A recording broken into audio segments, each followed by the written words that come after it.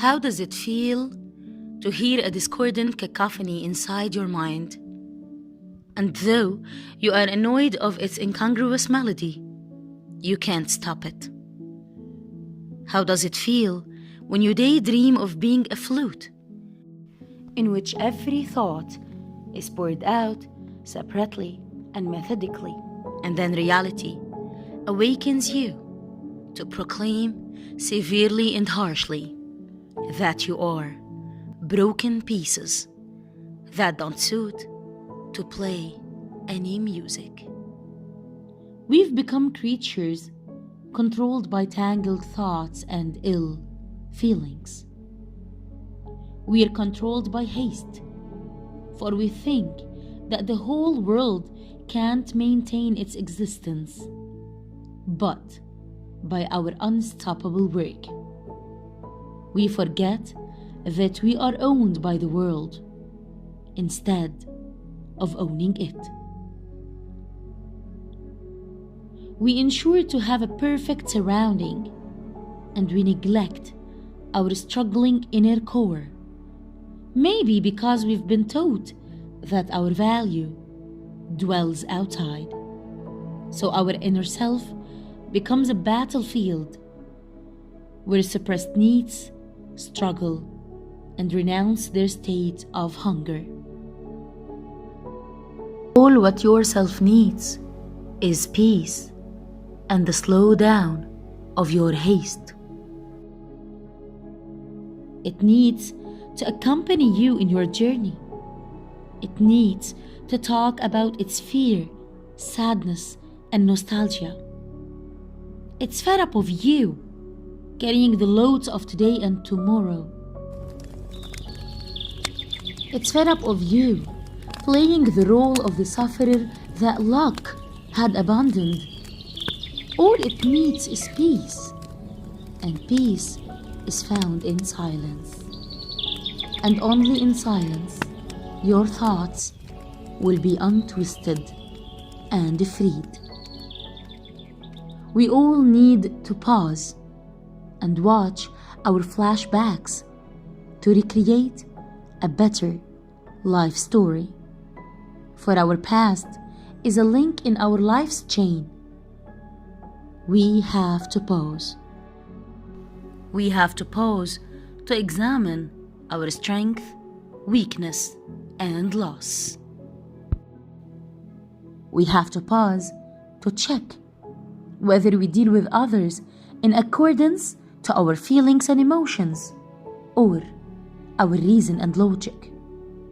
We have to pause to check whether we're still connected to those we love or we've been caught by our uncountable current priorities. We have to pause to inspect the words that have recently inflicted painful injuries and unforgettable scars on our emotions. We have to pause to detect whether the names of those who hurt us are still written in our soul's record or not. We have to pause to unload all of the relations, ideas, and meaningless, difficult actions that chain our progress and deviate our destination.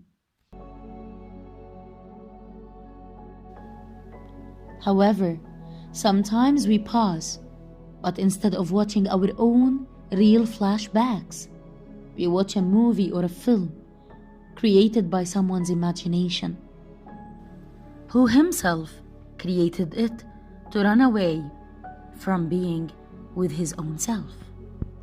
We fear being alone. We fear to unveil what ourselves contain. We fear the sound we would hear. We fear the unknown. So we choose to pass through ways we know, or at least we could predict their natures. We escape our lives and shelter in others' lives, for pitying their pain is easier than curing our pain.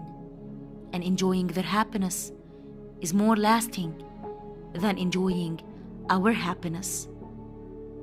Because we are always haunted by the idea that says, being happy paves the way for being sad, and the excessive laughter provokes excessive tears. Yes, ourselves are unknown. They are waiting for our will to discover their entities. And to do so, you need to exert effort, to peel off all of the accumulations that we, our relatives, lands, and experiences have added throughout the ages we have consumed, in order to recognize its pure, ethical essence. If this sounds difficult, take a photo of yourself and then try to look at it for a long time. I assure you, you will hear all of your needs, and you'll recognize your weaknesses and strength.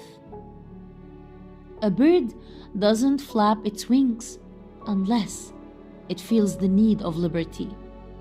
And you won't discover yourself unless you are fed up of hearing that discordant cacophony in your mind.